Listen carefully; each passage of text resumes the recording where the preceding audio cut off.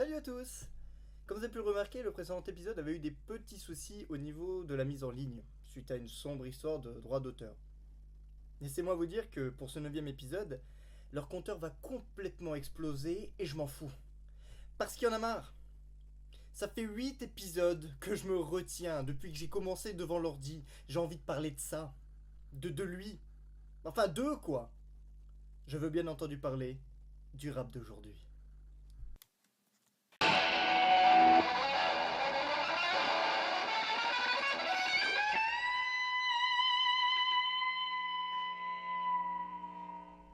Oui, c'est mon petit côté teasing qui vient de jouer en fait, hein, parce que les personnes qui me connaissent vraiment savent que lorsque je prononce les mots rap et aujourd'hui de manière consécutive, je pense bien évidemment à Maître Gims et toute sa section de blaireau, d'assaut.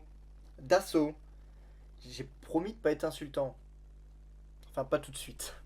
Alors oui, c'est une question de génération, hein, j'en suis conscient, je suis peut-être déjà trop vieux, ça c'est clair, mais j'ai grandi dans les années 90, une époque où il y avait de la bonne musique.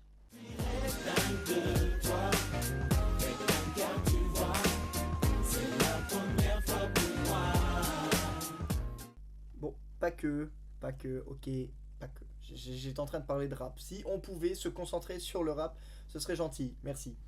Donc lorsque j'évoque le rap français, je pense instantanément à MC Solar. MC Solar qui a su combiner de très bonnes mélodies à d'encore meilleures paroles. Il a su créer de véritables histoires, de véritables situations, avec un vocabulaire de malade.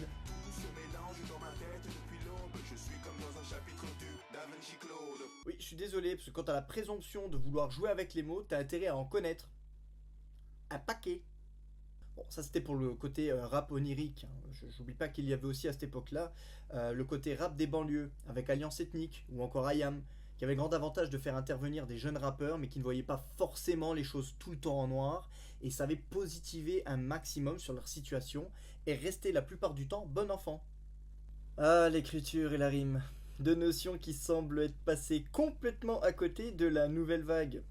Je dis pas ça de manière personnelle, j'ai rien contre eux, mais à un moment donné, il faut savoir reprendre les bases. Et comme je suis quelqu'un de sympa et que j'aime faire une critique constructive, je vais vous en apprendre vite fait une petite.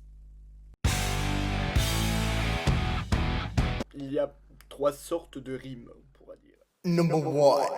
Il y a la rime pauvre, qui a un seul son en commun, comme pan et maman, par exemple. Number two. Vous avez la rime suffisante, qui comporte 2 sons en commun, comme échelle et belle. Number three. Et enfin, vous avez la rime riche, qui possède 3 sons en commun, masque et fantasque, par exemple. En gros, la rime pauvre constitue le niveau 0 de la rime. Donc par extension, ça constitue également la majorité de la poésie et du rap. C'est là que le bas blesse.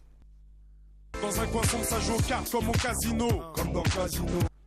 Poids, là, cette rime. Et pour eux, faire une rime riche constitue uniquement au fait d'utiliser 2 fois le même mot. Et n'allez surtout pas me dire que c'est dans l'air du temps, parce qu'à cela, je vous répondrai de manière très simple, Stromae. C'est un amoureux de la langue française, ça se voit et surtout ça s'entend. C'est pas comme... Ah, vous allez dire que je fais une fixette, mais c'est pas ma faute.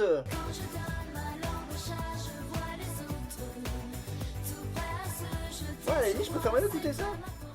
Bon, comme je veux pas être médisant gratuitement, je me suis rendu sur l'excellent site rapgenius.com, parce que sur certains points, j'avais besoin d'éclaircissement. Quand j'entends ça en radio...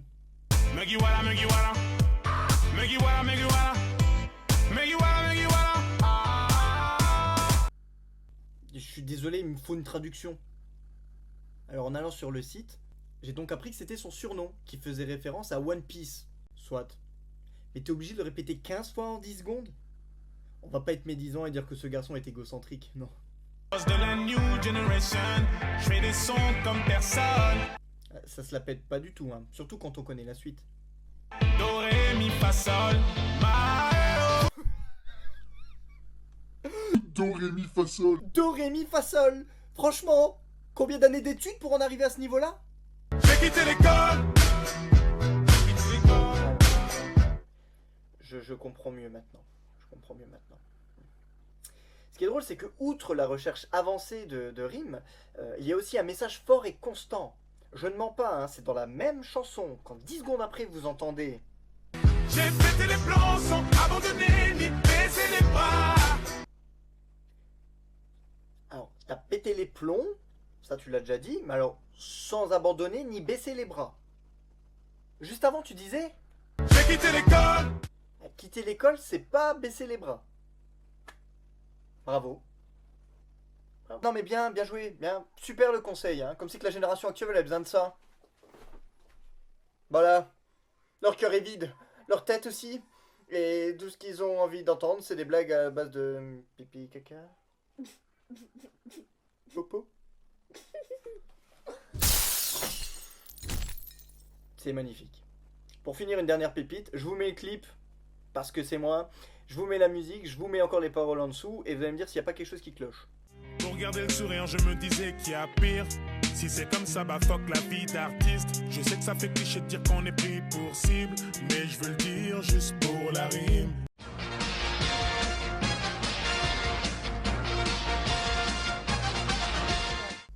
Alors ils veulent dire juste pour la rime, qui ne rime pas.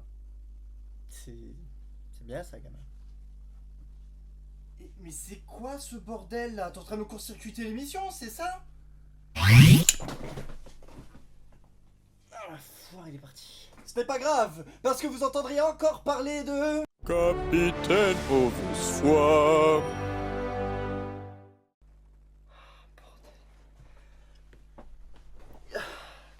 Salut à tous, écoutez, désolé, apparemment Capitaine Mauvaise Foi a pris ma place pour cet épisode. Ça parlait de quoi déjà? Le rap et les rimes, oui, forcément, il a fallu qu'il me court-circuite, quoi. Ok, il m'a bouffé quasiment tout mon temps d'antenne. Je vais faire court et essayer de pas être redondant par rapport à ce qu'il a dit, donc j'ai une idée.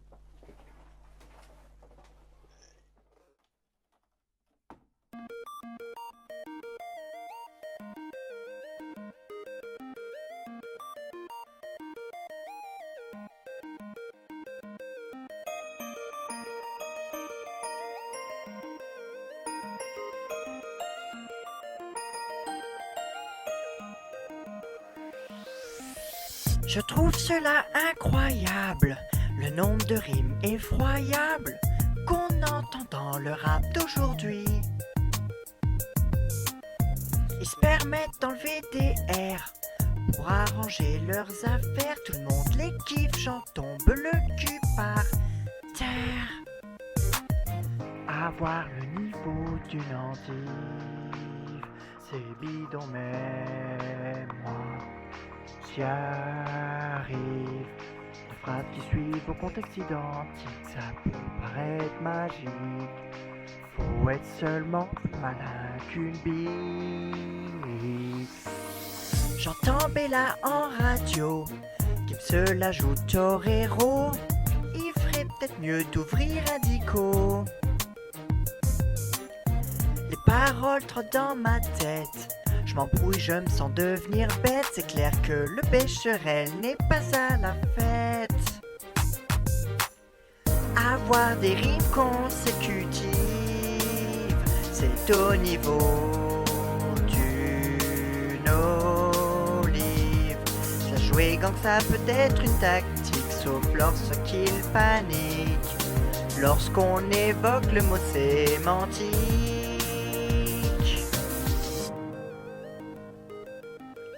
C'est à ce moment que t'entends un crack. C'est le cerveau qui se fait la malle. Je suis embrouillé, je me sens foutraque. J'aimerais regarder Capital. Combien je me ferais si j'étais un Mac? Y'a moyen de se faire de la malle. Ça suffit, je suis à côté de la plaque. Ces millions de paroles toutes nazes pour filer des métastases. J'ai les yeux collés face à toute cette merde. Toute cette merde. Donc en fait c'est pas la mort de faire des paroles raccords. Je préviens illico, presto, toute leur section blaireau. Avoir le niveau d'une endive, c'est bidon mais moi j'y arrive. De phrases qui suivent au contexte identique, ça peut paraître magique. Faut être seulement plus malin qu'une bille. Oui, qu'une bille. Avoir des rimes consécutives, c'est au niveau d'une olive. Cela jouer gangsta peut être une tactique, sauf lorsqu'il panique, lorsqu'on évoque le mot sémantique. Avoir le niveau d'une endive, c'est bidon même moi, j'y arrive. Les phrases qui suivent, contexte identique, ça peut paraître magique, surtout quand tu t'appelles Maître Gims. Et ça finit pas en hic. Ah bah non, mais ça fout tout en l'air. Oh non.